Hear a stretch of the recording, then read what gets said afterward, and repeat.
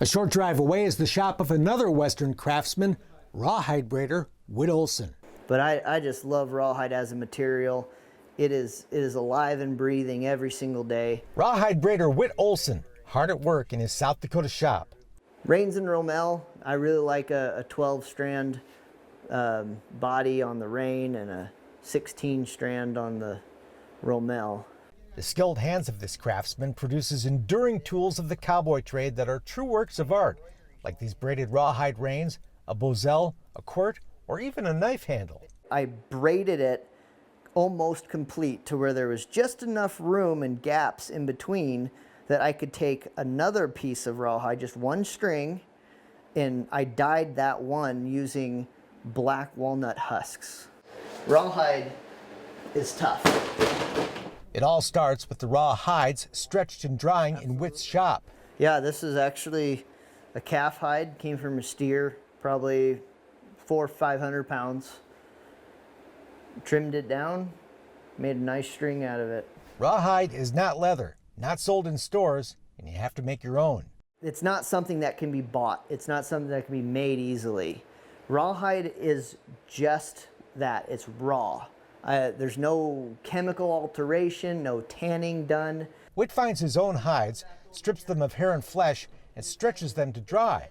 You can't take a knife and stab through this.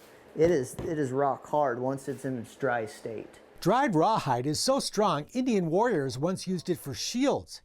But how does that hard hide become soft strands usable for braiding? To get from here to there, briefly isn't something that's can easily be done.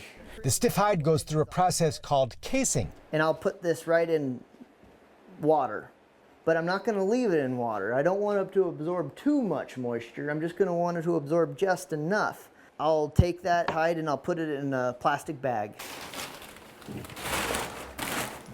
It's going to look like this. It's going to be soft, it's going to be pliable. From this, a person can cut string out of. It can take years to learn this craft. Whit got a big hand from two old pros, Nate Wald and Leland Hensley, through a mentoring program offered by the Traditional Cowboy Arts Association. What haven't they taught me? They will take everything that you think you know about rawhide and spin it right on its head and open your eyes to a whole new level that you didn't even know existed.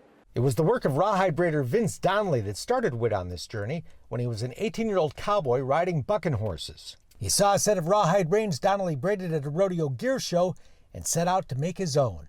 These are called smooth reins. Smooth reins, is that what it's called? For horses.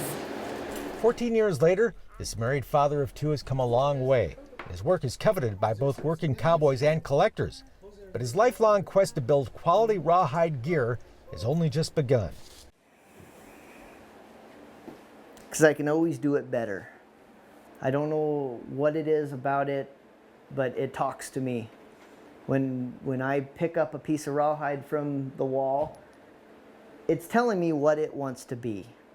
And I just have to listen to it. And I love finding out what it wants to be.